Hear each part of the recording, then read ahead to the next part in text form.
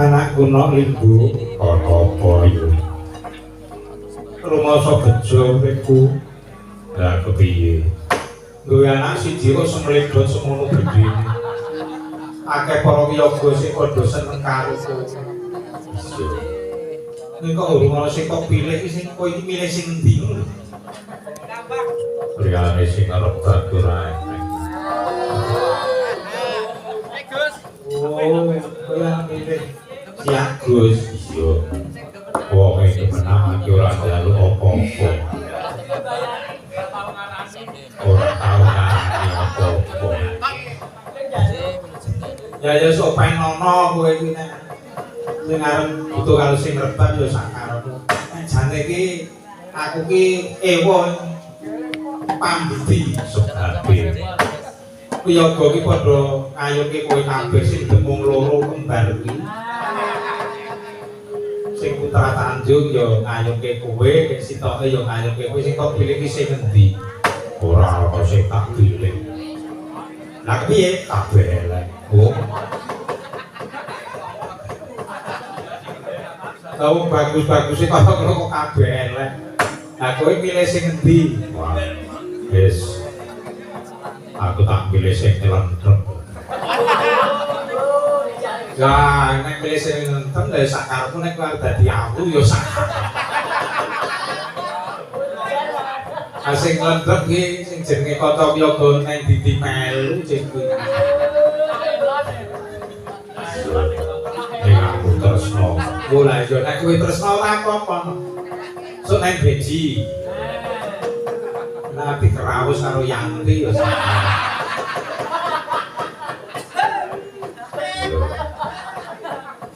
Lah iki ngene no. Piye? Rikala dina kang wis kawure iku ta. Ana tamu saka ngepet kene. Saiki kowe iki nek to. Wah, aku ning gunung. Mangke ning entak kepek tinggal aja sewon matur saiki aku ning Magersari, Gowosari, Pajangan Bantul. Kulone angkringan bibis. Wah iya. Bojo anyar anyar.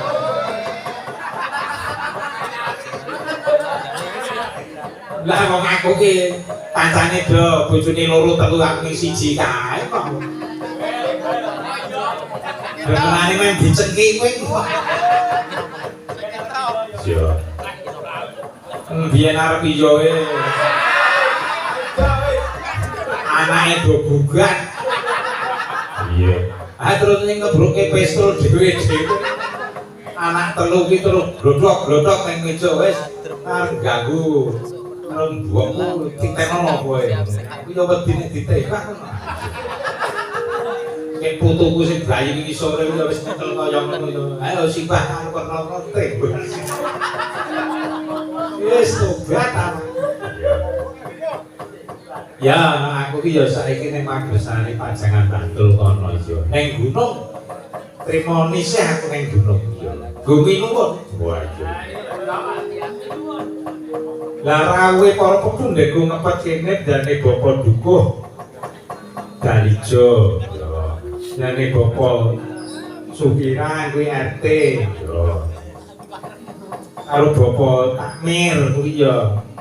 Rapo Sumardi ya. Karo Bapak RT. Ya. Kuwi ya rawuh ning gubukku. Ya. Ning ngendika kuwi cekak aos. Ya. Jane Pak Mardiono ya ngrawuhi ya. Ning ngendika kuwi cekak aos niki ngoten nyutane. Jenengan riyen kek nome dereng duwe bojo niku blabet telung bengi nek teng daerah ngen kula. Anggere Pranti terus Idul Pranti tahu ngepet. Saniki kula kangen kali jenengan manten ngepet. Ah, sing dereke sapa lho? Sing dereke Bapak Suparman. Lah Pak Suparman nek kene do ra tepung anggere Mas Muntuk ngono anggere tepung. Oh iya. Kuwi asmane Bapak Suparman jane. Iya. Lah aku ki nek glibik adoh ki mesti tak kon nyopiri nek tekan Bogor, tekan Jakarta, tekan Klaten ngono kuwi dolanan tak kon nyopiri. Aku nek ora sopire Mas Muntuk ki ora marem aku. Iya. Wis anggere muni aku ki wis ngorok ngono nek nyopir yo banter kan. Anggere wis gar-gar ngorok mbahne turu banter. Lah apa tumun jajan ning Cirebon kok ngerti-ngerti sing omah nang latar kae.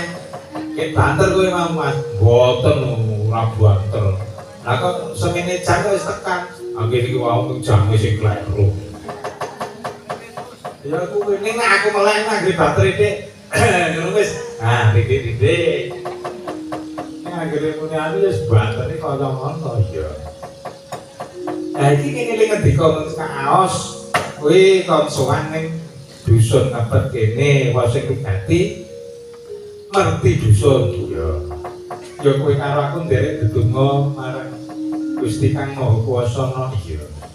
Muga-muga sak bungkulku ki ya manggya rukun-rukunan para sesepuh, para bapak ibu, kadang-kadangku kene ya anak-anakku padha sehat waras, kabeh padha sehat waras sing dumunung ning ngepet kene ya. Ngupadi rezeki sing barokah ya. Sing among tani nandur pariya ya dadi palawija kanis sing momo ya. Dadi kasumbatan sesuk nek merti dusune tingali meneh ya. Ning kok ora ngejak muntuk kowe ora apa-apa to jan. Lah ngenyang dhewe iki. Lah ning sarang semene kok nggonku semene lho iki ngono. Dane ya tak padha to. Wah iya iya. Ya. Ayo yang kae tukang ngenyang di apa-apa kuwi. Iya. Lah ya ora jenengmu kaya bakul ning wetan perapatan kok ya ya. Lah iki kanca-kanca iki sesuatu digratisi karo Mas Muntuk kondo mampir ning wetan perapatan. Tapi bebek goreng eneng, ayam goreng eneng, sing tondo ki lelene kok. Iya. Lelene iki tenan. Kuwi karmane sing gambang kuwi. Oh iya. Nek sesuk nek sukane nggon Mas Muntuk sing gambang rasa dijak. Nggih, matur genging panuwun ingkang tanpa bedendang menika dipun berkahi benane Bapak Wakil Bupati Bantul, matur sembah nuwun. Panggih kados ngaten menika telapak kula le Ibu Canggih nggih ngaten menika suarane ya wis ora genep, karang ya wis tuwa. wis 72 tahun niki Pak Wakil Bupati. Ah, jenenge Bapak Danang menika nggih sampun ngrawuhi matur sembah nuwun Ibu Penewu, Bapak Lurah lan stafipun sami rawuh matur sembah nuwun ngestoni mugi-mugi andayana wonten ing mlebet mriki. Ah, kalih kadang kula wabinsa badhe kadhe Mas nggih matur sembah nuwun jagi keamanan. Nggih, kadenge do sami srawung awit kula suwang wonten tlatah Celep Ngidul menika nggih awis-awis sepisan menika nek riyin nggih Joko kula ngoten yo malah bladeg-bladeg teng mriki lek kula berjuangan. Nggih, matur sembah nuwun. Lan mugi-mugi wonten pawiyatan menika ndadosaken rukunipun para sanak kadang mriki lan guyub rukun kerukunan pertanian nggih.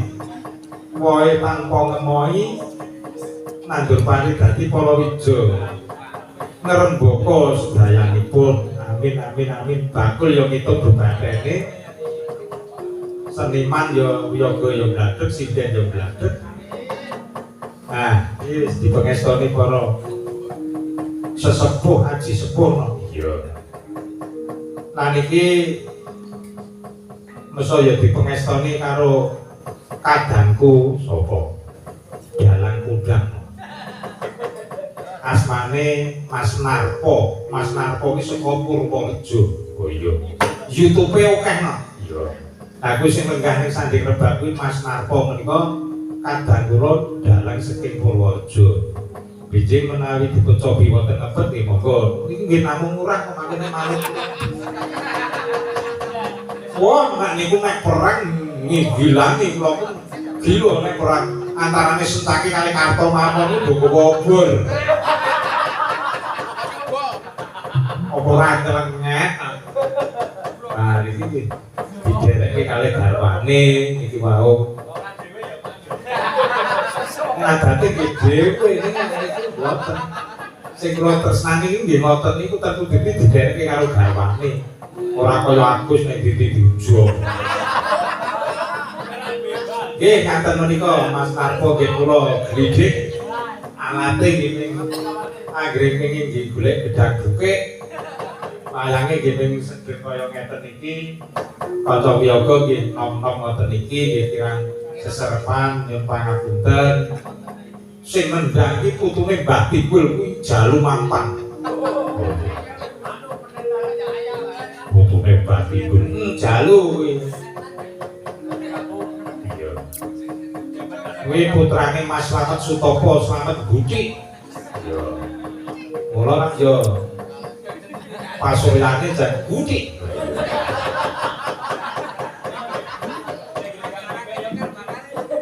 Mugi-mugi Mas Narpo bijing saged jenengan gelar wonten mriki dipun tresnani dalam panjenengan. Ning yo wis tak tawak-tawake sesuk aku ditawak-tawake ning kono genti. Nggih, matur nuwun trima klasik ngoten niku pun. Ya, mbok menawa sesuk ditawake ruwatan barang ya makasih. Ning Purworejo ngono isih tradisi ruwatan ki isih akeh kok. Iya. Ya, nah saya nampoke sinden atau apa?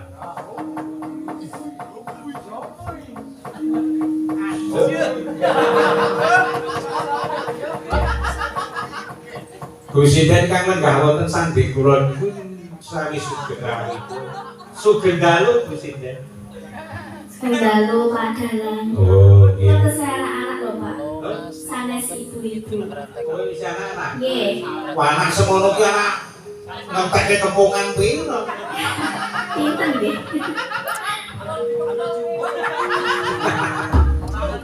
Matur nuwun. Dalemipun pundi? Saking Kulon Progo Pak Dalan. Kulon Progonipun pundi? Saking Kalibawang. Kalibawang. Nggih.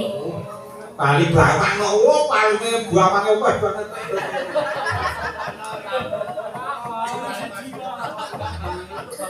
Oh, nggih. Asmane sinten? Kula katon, Pak. Oh. Nggih. Boten bakas Boten. katon. Katon Wanuhara. Oh, katon Wanuhara. Nggih. Ya sok ketok sok ora ya. Katon. Napa nih sing ketok niki? Karone Pak. Aku wis tuwa lho, saiki karo Gusti Aprian ku ya lho. Nek Gusti Aprian ki senom kowe. Iso anu batah karo Gusti Aprian. Ha iki di pengestune Gusti Aprian bareng dina oh iya. Oh iya ketemu karo Gus kuwi. Gusti Aprian kuwi kepengin dadi anakku 3 tahun lagi nglakon tahun iki lho. Kowe ngapa aku sudirmo karo aku? Oh iya. Kowe piye melu-melu. Wah. Aku ora melu gawe ngaku anak ya.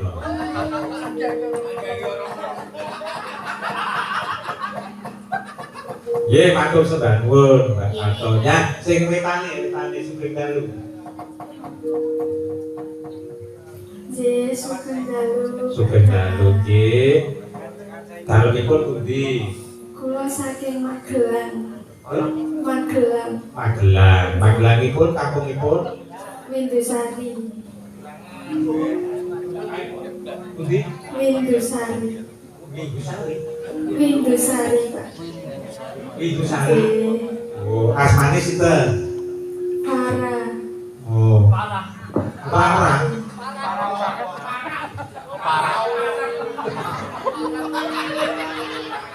Iki berapa bubu? Kene dipakon. Sama nak. Para. Para, Pak. Parah. Nggih. Oh. Parah bisa. Oh, nggih Pak Parah saking Magelang nggih matur nuwun. Monggo ya pasuryane kaya ngono ki nek nggonku jenenge blenyek. Parah. Nggih matur sembah nuwun Pak Parah saking. Nggih anu ketanipun. Derek tepang dalemipun. Nggih, Sugeng Dalu, Pak. Sugeng Dalu Mbak Sinten. Nggih, Dalemipun pundi? kula saking Ngambah. Kowe ngambah apa mangunan? Kula Bapak Lipura Ngambah. Ngambah Bapak Lipura. Oh, ngambah. Lah nek kono melu banyu. Ngeyel. Boten, Pak. Oh, sing wiyaga kok sing ngeyel kok. Asmane sinten jenengan? Saya ngerti tetangan nami kula Okta. Opa. Okta. Okta. Okta. Okta. Nggih. Oktavia. Nggih, Mas. Oh, nggih. Jenengan kalih Pak Sutris teko. Kadose teko. Oh. Lah kae adikku lho ya.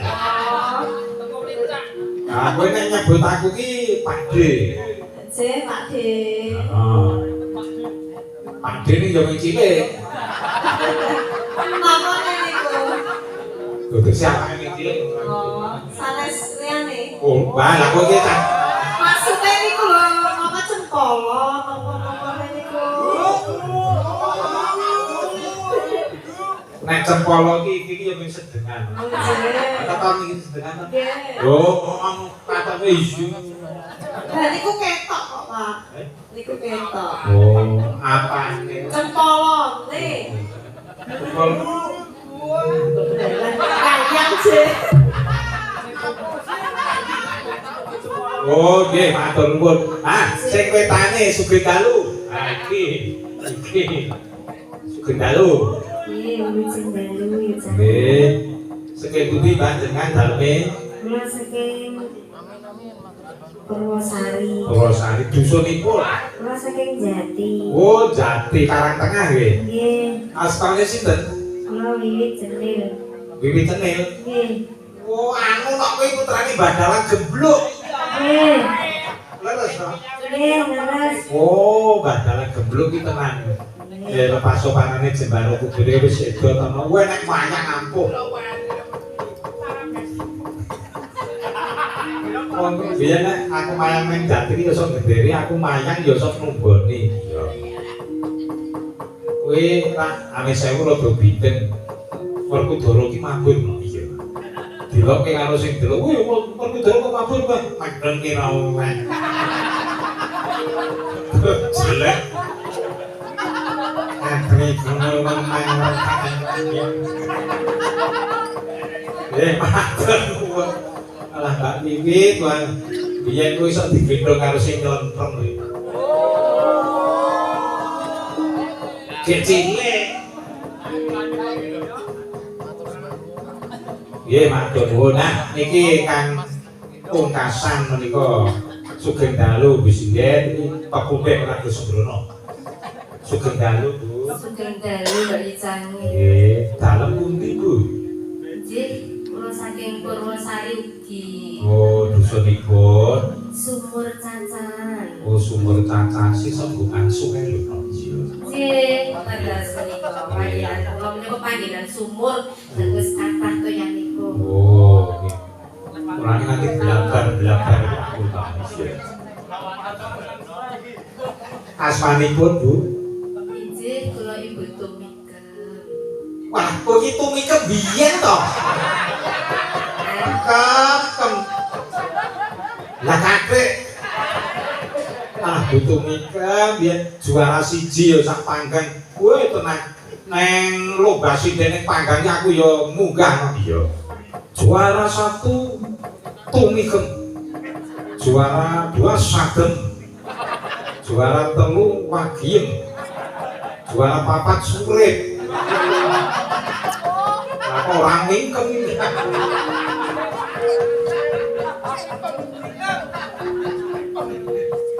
Nah, sekarang presiden panggang kalau saiki mingkem kabeh kok. Sing apik-apik iki. Iya. Ya saiki do tembang dikit kanggo menghibur no iya.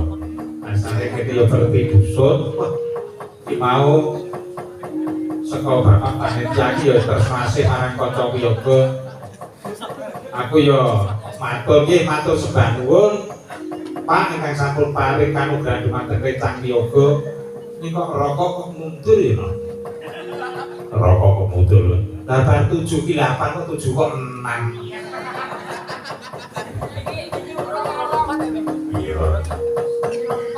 Ya.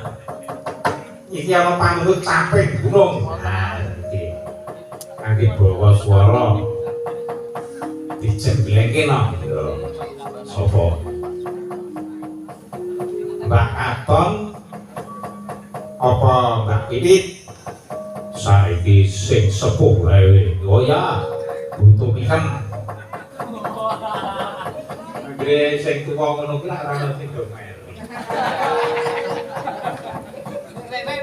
Nanti gosok ini lah bocah. Malah nyampar wedan. Kok wis ditulungi ya, Lur? Mboten, Pak. Tuh. Nang bacoke lah kesanggar. Bintang tamune Nggih, monggo bantu nikam, tapi ini dulu, Mbak.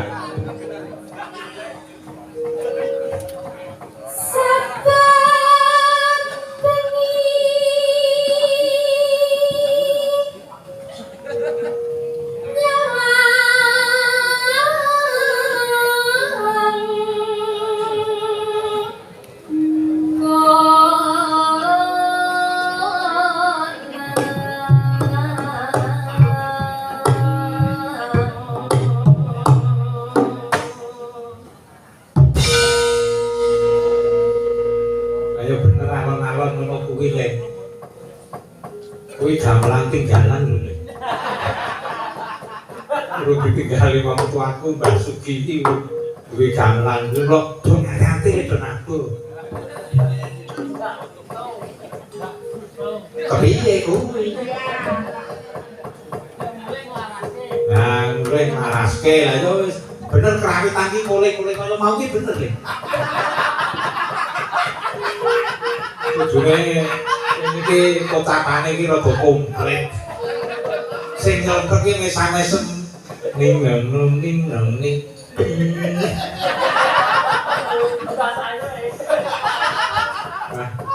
Umar koyo nek gawe wilet ya. Pokoke krawitan iki kendang sakane kan nganut gender. Sing geder ya Umar koyo.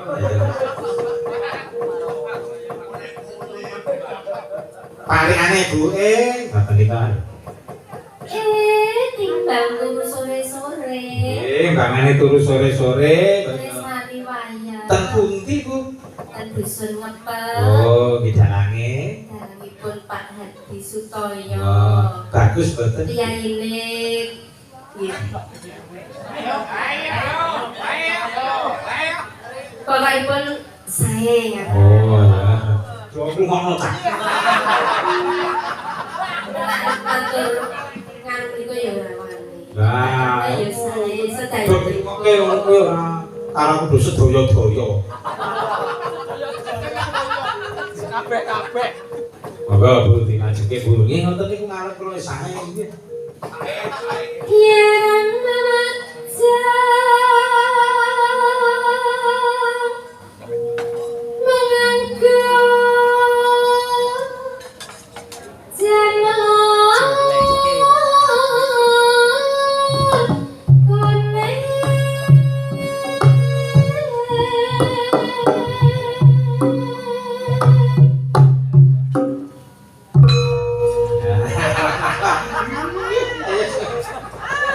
Wes tak biji pokoke 100. Gak melaku awet. Oh, ojo. Iso tak tukoke dong anyar-anyar sih. Tak pesenke iki, aku ya sing tertib. Nggih, monggo Bu.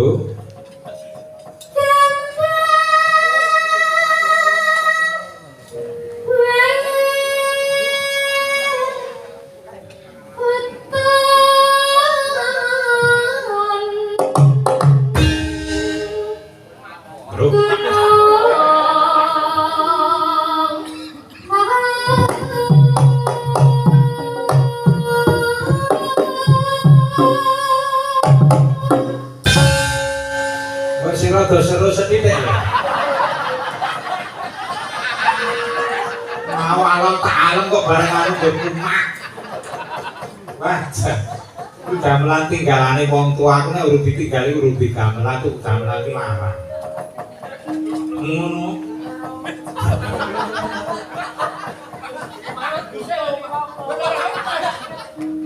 Iki gusar ngani pengaruh iki. Ora tak aku anak ngene. Pecat saka Mayangkara.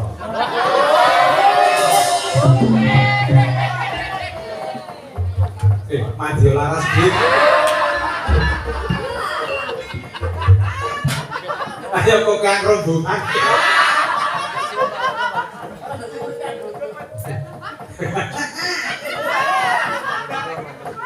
Dilajengke butuhi kan.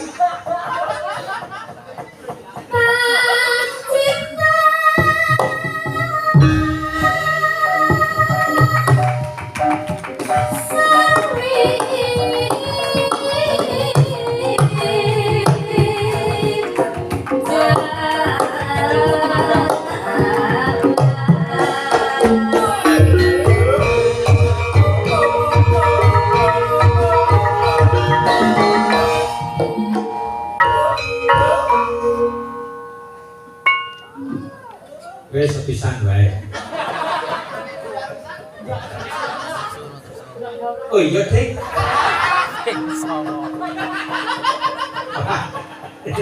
Ayah. Musuh nom-nom jantoban. Wes. Nggih dandan kula nggih. Gusing wis dandan buri-buri. Set ana sing setagene keri nganggo cathok. Ana setagene keri cathok keri nganggo rapi. Nek ora ngandel sesuk digledak. Aja ora sing nganggo rapi ya. Iya, Kak. Nggih, monggo.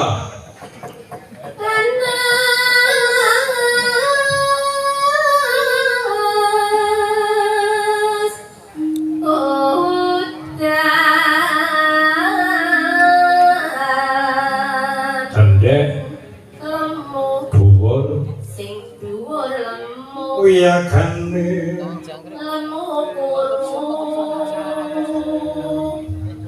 salipun ingkang tali-tali jenggoten. Oh, nggih. Wonten pancen leres betul wonten sing lemu, wonten sing alit, wonten sing gumajang kewer. Sapa mbok sing gunak. Ora anake Kang Parno to. Ayo gumajang kewer kae. Saya sing dalem didogbokne. Lah ning kewer. Kaya ngene ning Jaten ngono ki kewer.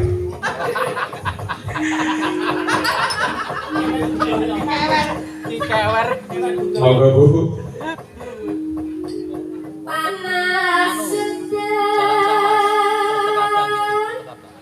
udan panas Dibalik to Bu. panas udan panas Dibalik niku. Nggih ta dibalik.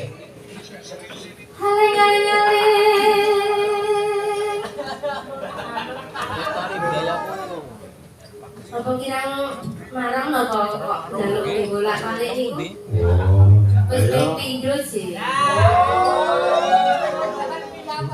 Mang takon kalih sing ngendang.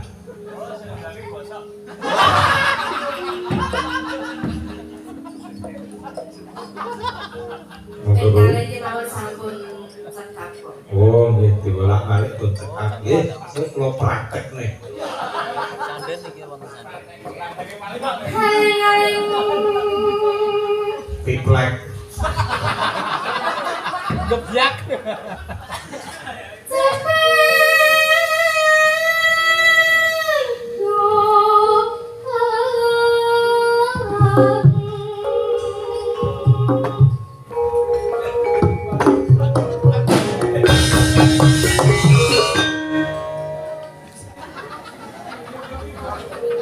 Kena malu ya.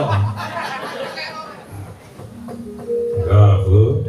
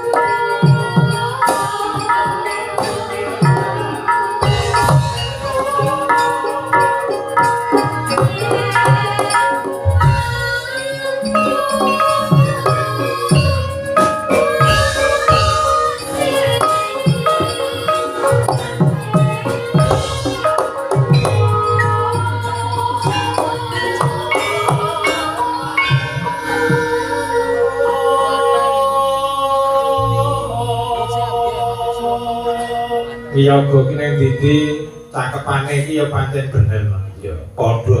Oh, maesu wong tampirane. Wong kok malah mampir. Wiyaga celane dianggap piye.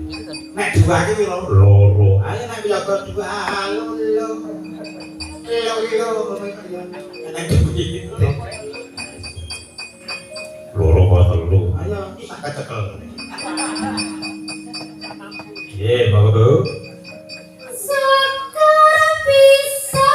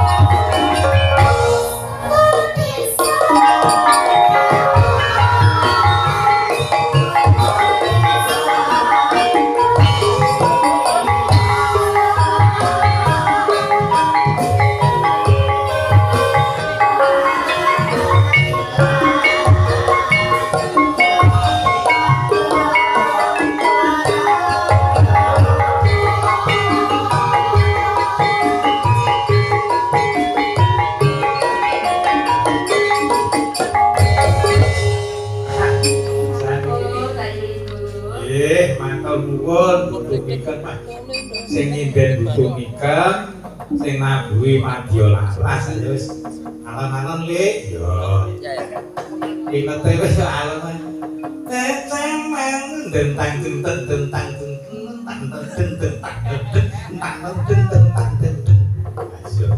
ada dengan kita mampir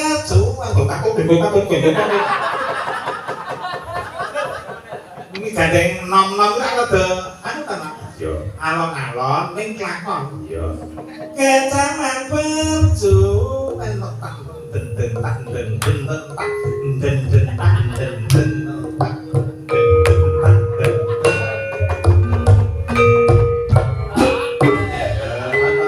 dayane tujunak iki kaya kok cepet ora iso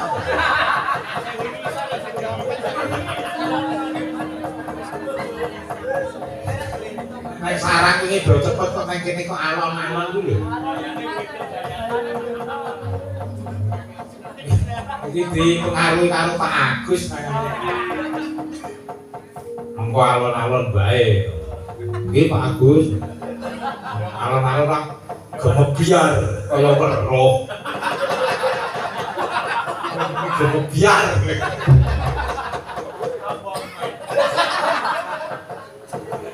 Nggih, bagus. Nah, iki antar pamunggut iki Mbak Katon. Kowe gubuk asmara ya, Nak. iya iya. Sesuk ben. Ayo saiki kok sesuk Nggih, enggak mau to, Pak. Enggak napa ngaten. rasa ngadeg wis lenggah wae. Mangke budaya kuwi matur nuwun nang nepet kene iki padha mudi budaya ki ya tontonan, tatanan, tuntunan. Oh ya. Nek ya ana sing ngedeke sinden monggo kuwi dheke dhewe-dhewe. Ning aku gandeng wis wong tuwa ki wong aku dhewe ora iso ngadeg kok ngedeke sinden.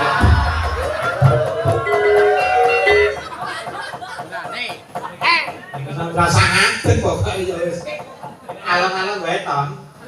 Ya, sebab kaya ngapa suaramu ki suka megelang iki kaya ngapa. Dobring iki Kulon-kulon. Ya nek megelang iki nek kulon-kulon iki cerak.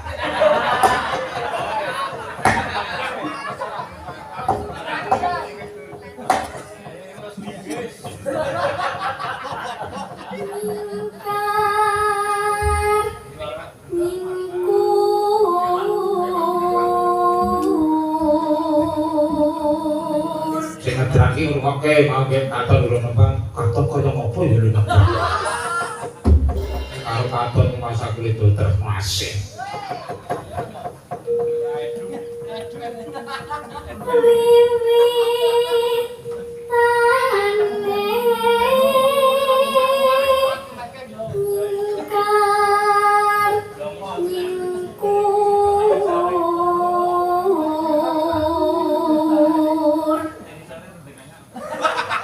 kowe rasa melu-melu to kowe wong Agus ora weruh kok ya muni tekan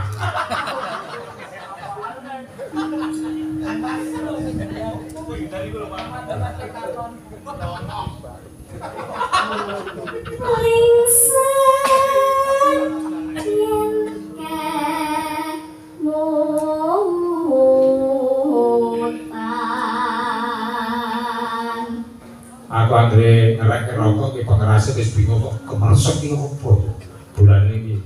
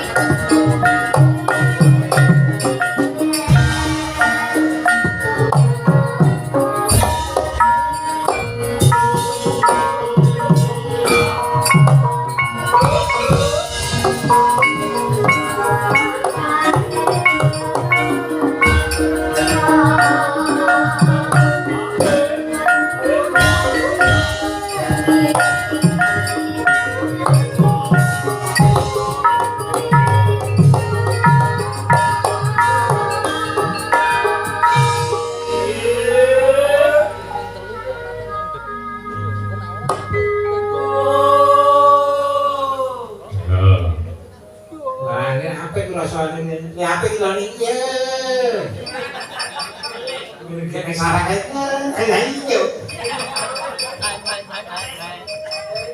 Iya, enggak.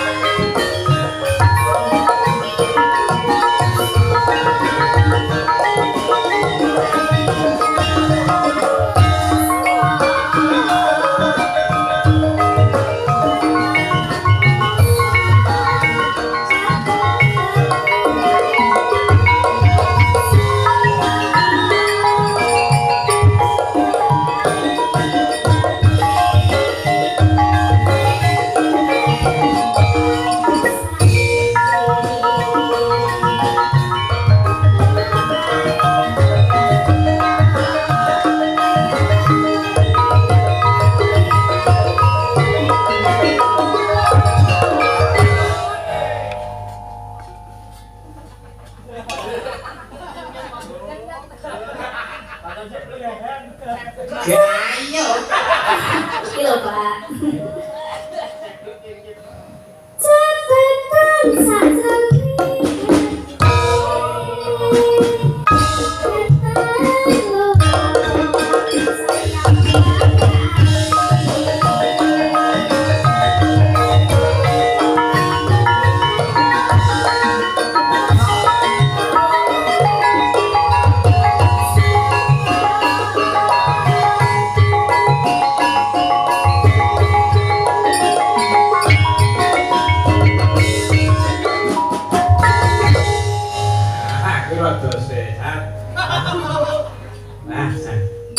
Kancane 76 sing jegol ki yo udah garem dhewe.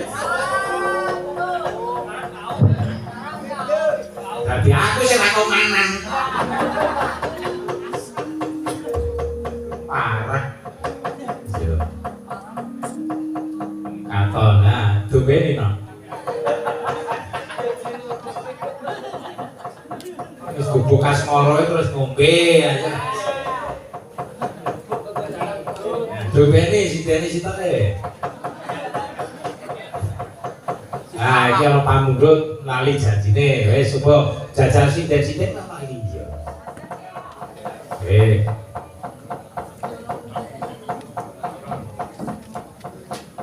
Yo, kemake kok ngopo? Nah, sing gede iki minger.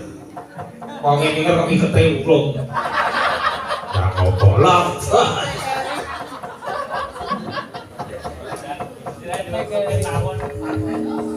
Sing ditutuk takon masih nendang. Gembeng iki ditutuk takon. Kae ana sinden angaran kaya lirak liwi bae. Bareng ditutuk iyuk-iyuk. Nah, betul.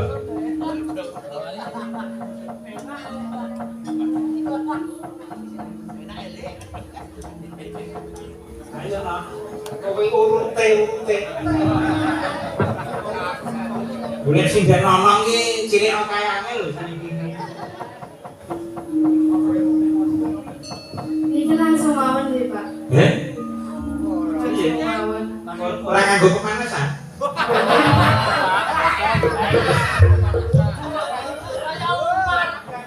Kondur langsung.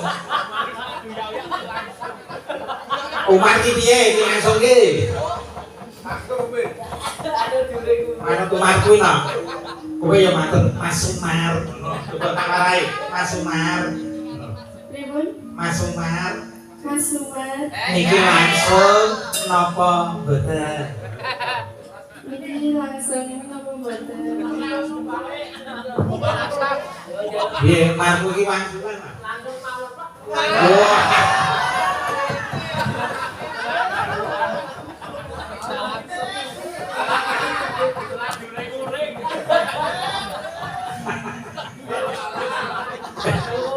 Ame sewu lho para sesepuh niki kan nom-nom iku nggih ngladeni kaya ngeten kuwi wong tuwa ya iso ngladeni sing nom-nom.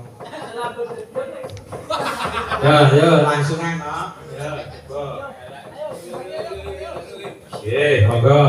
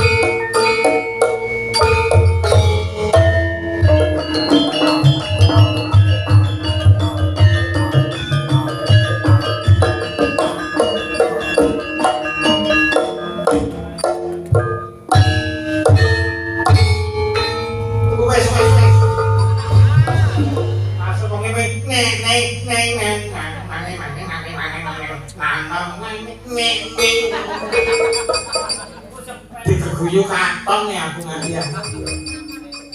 Ya iki ana pamundhut meneh iki, susulan iki. Nyun tembang Sesi Deman. Nggih. Dindanduke nggih. Matur nuwun. Kowe urute nok ngambah. Sesi Deman. Lah iki terus ana pamundhut meneh saka angkringan Pak Leo hadir. Kalau ada waktu akan pisumbang lagu Sido Rondo apa Sido? Oke. Kali Lintang Asmara.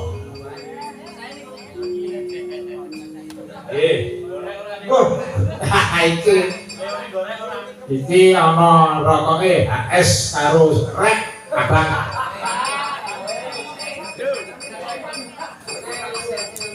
Lho sapa sing lengkap ya iki hadiah.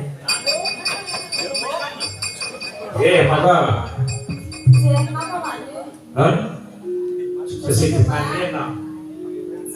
Sesi Deman. Nah, ngambah coba kaya apa iki? Anu turun ngambah iki putrane Pak Sutris. No Hadi Waluyo. Jenenge ngono mandol wis e. Monggo.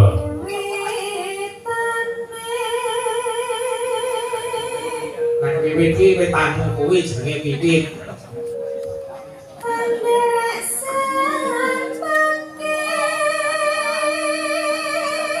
Oke iki sing lentrem.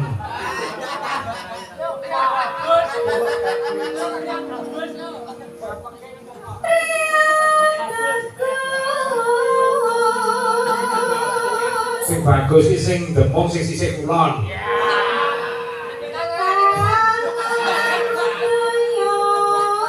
Sing lagu budaya iki sing empul. Lho, ae.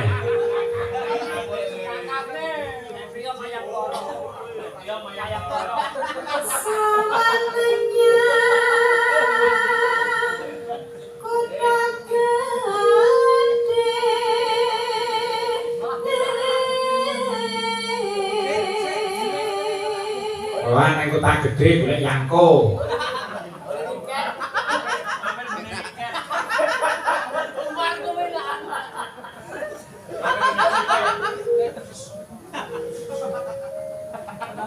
Ya no.